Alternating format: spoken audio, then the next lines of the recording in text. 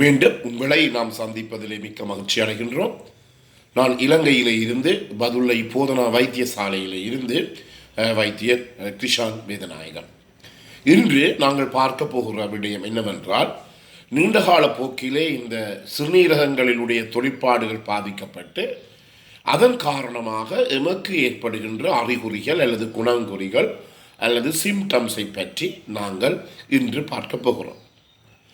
முதலாவதாக முக்கியமாக கவனித்துக் கொள்ள வேண்டியது என்னவென்றால், ஒரு சாதாரணமாக சுகதேகியாக இருந்த ஒருவர் சடுதியாகவோ அல்லது 2-3 மாத காலப்போக்கிலோ அவருடைய உடல் மெலிவு, முதல் மாதிரி வேலை செய்ய முடியாது, கொஞ்ச தூரம் நடக்க முடியாது, அதே நேரத்தில் முன்னே மாதிரி ஒரு உற்சாகம் இல்லை, அதே நேரத்தில் பாலியல் ரீதியான உறவுகளை வைத்து கொள்ள முடியாது, அதை நாங்கள் இரெக்டைல் டிஸ்ஃபங்க்ஷன் என்று சொல்லுவோம். பாலியல் ரீதியான தொடர்புகளை மனைவியுடன் வைத்துக் கொள்ள முடியாது. இப்படி ஏதாவது ஒரு பிரச்சனை ஏற்படுமாக இருந்தால் தயவு செய்து மிக சிறிய ஒரு சோதனை இருக்கின்றது. அதாவது உங்களுடைய சிறுநீரை பார்க்கின்ற சோதனை, அதாவது சிறுநீரை பார்க்கின்ற முழு அறிக்கை, அதாவது யூரின் ஃபுல் ரிப்போர்ட் என்று சொல்லுவோம். இதை கட்டாயமாக பார்த்து கொள்ளுங்கள். இன்று உலகம் முழுவதும் இந்த சிறுநீரக தொழிற்பாடு பாதிக்கப்பட்ட நோயாளிகள், நாங்கள் குரோனிக் ரீனல் ஃபெயிலியர் என்று சொல்லுவோம், ஆயிரக்கணக்கான பேர் இருக்கிறார்கள். எங்களுடைய நாட்டை பொறுத்த மட்டும் இன்னும் ஒரு 10 வருடங்கள் செல்லுகின்ற போது 150% இந்த பாதிப்பு, இந்த சிறுநீரக தொழிற்பாடு இழப்பு பாதிப்பு ஏற்படுவதாக எங்களுக்கு கணிப்பீடு சொல்லுகிறது, ப்ரெடிக்ட் பண்ணி இருக்கிறார்கள்.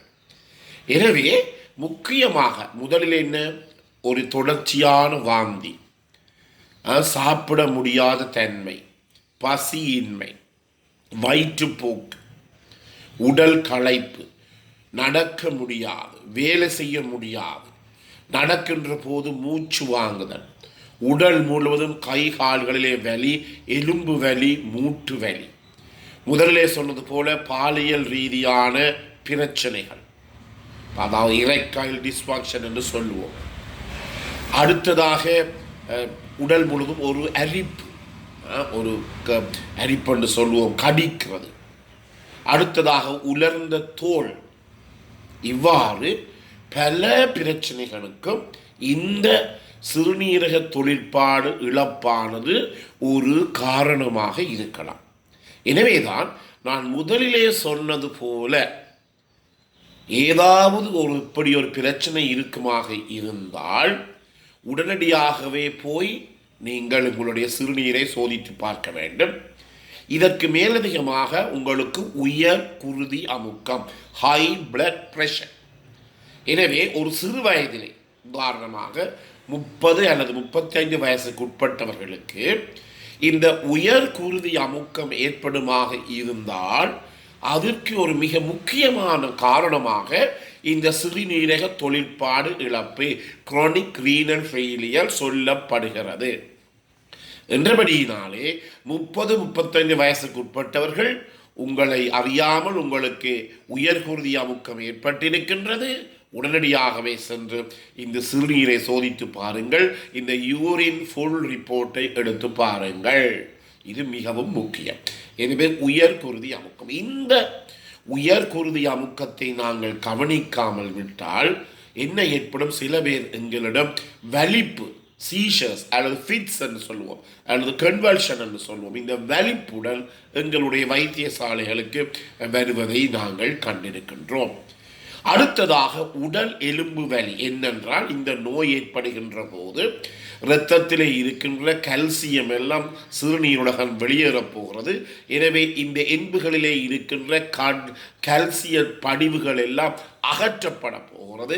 இதன் காரணமாக தாங்க முடியாத எலும்புகள் வலி, உடல் வலி ஏற்படுகின்றது. எனவே ஒருவருக்கு பஞ்சி, வேலைக்கு போக முடியாது, காலையில் நித்திரையால் எழும்ப முடியாது, ஃபேட்டிகபிலிட்டி என்று சொல்லுவோம், ஒருவேளை கொஞ்சம் சாப்பிட்டோனே ஒரு களைப்பாக வருகிறது, மூச்செடுக்க முடியாத தன்மை. இவையெல்லாம் இந்த சிறுநீரக தொழிற்பாடுகள் பாதிக்கப்படுவதற்குரிய அறிகுறிகள், குணங்குறிகள். எனவே தயவு செய்து இப்படி இருப்பவர்கள் உடனடியாக மிகவும் சிறிய சோதனை, எங்களுடைய நாட்டிலே பொறுத்த மட்டும், இலங்கையை பொறுத்த மட்டிலே நாங்கள் தனியார் பகுதிகளிலே இந்த சிறுநீரை சோதிக்கின்ற போது மிகவும் குறைந்த ஒரு காசைத்தான் அவர்கள் எடுப்பார்கள். எல்லா அரசாங்க வைத்தியசாலைகளிலும் இந்த வசதிகள் 100% செய்யப்பட்டிருக்கின்றது. என்றபடியினாலே இதற்கு இந்த சிறுநீரை சோதிப்பதற்கு கூட நேரம் எடுப்பதவரை 5 அல்லது 10 நிமிடங்களே மிக மிக போதுமானது. கூற நேரம் வைத்தியசாலைக்கு போய் நிற்க வேண்டும் என்ற பிரச்சனை ஒருவருக்குமே கிடையாது. எனவே கட்டாயமாக உங்களுடைய சிறுநீரை பரிசோதித்துக் கொள்ளுங்கள். 40 வயசுக்கு மேற்பட்டவர்கள், உண்மையாக இலங்கை போன்ற நாடுகளிலே இப்படிப்பட்ட கொஞ்சம் பாதிப்புகள் கூடுதலாக இருக்கின்றது. ஹை ரிஸ்க் கண்ட்ரிஸ் என்று சொல்லுவோம்.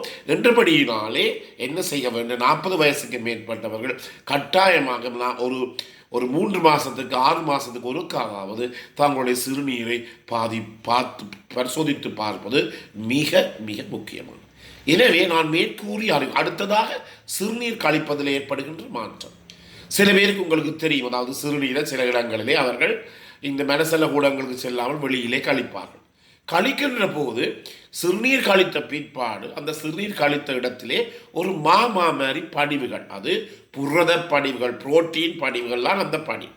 அல்லது சில நேரங்களிலே நீங்கள் இந்த சாதாரணமாக இருக்கின்ற மனசல கூடங்களில் இந்த சிறுநீரை கழிக்கின்ற போது கூட இந்த படிவுகள் உங்களுடைய சிறுநீரில் செல்வதை உங்களாலே காணக்கூடியதாக இருக்கும். அது என்னவாக இருக்கும், புரத படிவுகளாக இருக்கும். எனவே உடனடியாக அது மிக பாரதூரமான பிரச்சனையாது. என்றபடியினால் உடனடியாகவே நீங்கள் ஒரு வைத்தியனுடைய ஆலோசனைகளை பெற வேண்டியது மிக மிக முக்கியம். எனவே அவதானமாக இருந்து கொள்ள வேண்டும். 2 கண்களையும் திறந்து பார்த்து கொண்டிருக்க வேண்டும். இப்போது உலகம் முழுவதும் இந்த நோயினாலே பாதிக்கப்பட்டவர்களினுடைய அளவு மிக மிக கூடுதலாக இருக்கின்றது.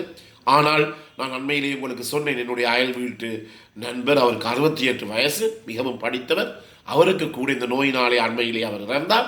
எனவே அந்த இறந்த வீட்டுக்கு நான் சென்ற போது அவருடைய மனைவி சொன்ன கருத்து, ஐயா, இந்த நோய் வந்தால் இதற்கு சிகிச்சை அளிப்பதிலே ஒரு விதமான பிரயோசனமும் இல்லை. எத்தனையோ லட்சக்கணக்காக நாங்கள் செலவழித்து விட்டோம், கடைசியிலே ஒன்றுமே புரியவில்லை.